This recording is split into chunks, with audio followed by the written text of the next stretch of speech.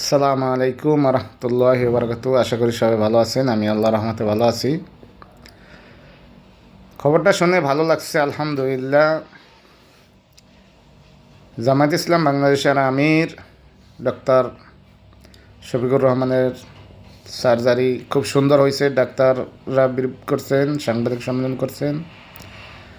আমাদের মাঝে খবর পৃথিবীর সকল বাংলাভাষী মানুষের কাছে পৌঁছে গেছে। দেশ এবং দেশের বাইরে থেকে সবাই দোয়া করছেন এবং দোয়া করতেছেন অবিরাম। সবাইকে অসংখ্য ধন্যবাদ। আরও দোয়া করতে থাকবেন ইনশাআল্লাহ। উনি এখন ভালো আছেন আলহামদুলিল্লাহ। ডাক্তার সাহেব বলছেন খুব অপারেশন ভালো হয়েছে আলহামদুলিল্লাহ। দেশের মাটিতে এটা একটা মডেল হয়ে থাকবে ইনশাআল্লাহ, যদি আল্লাহ বাঁচাই রাখেন ইনশাআল্লাহ। আমরা দোয়া করি ইনশাআল্লাহ উনি অতি দ্রুত সুস্থ হয়ে আমাদের মাঝে আবার আসেন। ডাক্তার সাহেব বলছেন এক সপ্তাহ পরেই ইনশাআল্লাহ আল্লাহ বাঁচালে কথা বলার মতো পরিবেশ হবে, বক্তব্য দিতে পারবেন।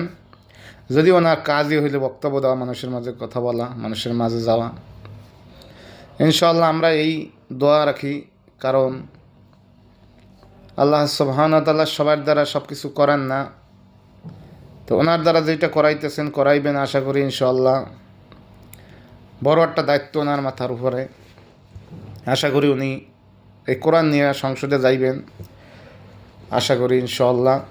আমরা সেই দোয়া করি, সেই সুযোগ সুবিধা করার মতো আমাদের হাতে যা আছে আমরা সর্বস্তরের মানুষ এগুলো আমরা করার চেষ্টা করবো ইনশাআল্লাহ। আপনারা জানেন দীর্ঘ 53 বছর দেশ পরিচালনায় 3টা দল ক্ষমতায় ছিল। 3টা দল ক্ষমতায় থাকাকালীন দেশে যে কত হাজার মানুষ গুম খুন হয়েছে, রাজনৈতিক কোন দলে, দলীয় কোন দলে, বিভিন্ন, এটা অস্বীকার করতে পারবে না কেউ। অতএব এই ইসলামিক দলগুলা, শুধু জামায়াত ইসলাম বাংলাদেশ না, অন্যান্য ইসলামিক দলগুলোর ভিতরে আপনারা দেখেন কর্মী কন, নেতা কন, যে কোনো জায়গায় বলতে পারেন, তাদের ভিতরে কিন্তু দলীয় কোন দলে আজ পর্যন্ত শুনছেন পদ নিয়ে, চেয়ার নিয়ে, ক্ষমতা নিয়ে যে তারা এটা মারামারি করছে, তাদের ভিতরে কর্মীরা মারামারি করে একটা কর্মী নিহত হয়েছে, আছে এরকম রেকর্ড আছে বাংলাদেশে? 71-এর পরে কেউ যদি জানা থাকে কমেন্টে জানাবেন ইনশাআল্লাহ। আমার জানা নাই যে ইসলামিক নেতারা মারামারি করছে, কর্মীরা মারামারি করছে দল নিয়ে, ক্ষমতা নিয়ে। আমার জানা মতো নাই। আপনাদের থাকলে আপনারা কমেন্টে জানাতে পারেন ইনশাআল্লাহ, আমিও জানবো। তো এই 53 বছর এরা ভাগ বাটারা করে খাইছে দেশটারে যেভাবে মশা এইভাবে। অতএব আমরা এই জন্যই এই যে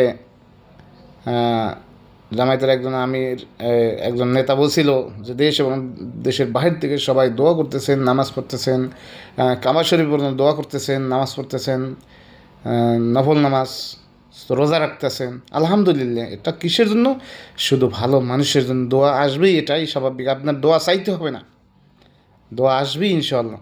তাই আমরা দোয়া করি সকলে, দেশ এবং দেশের বাইরে থেকে, যে জামায়াত ইসলামের আমির অতি দ্রুত সুস্থ হয়ে আমাদের মাঝে আসেন ইনশাআল্লাহ।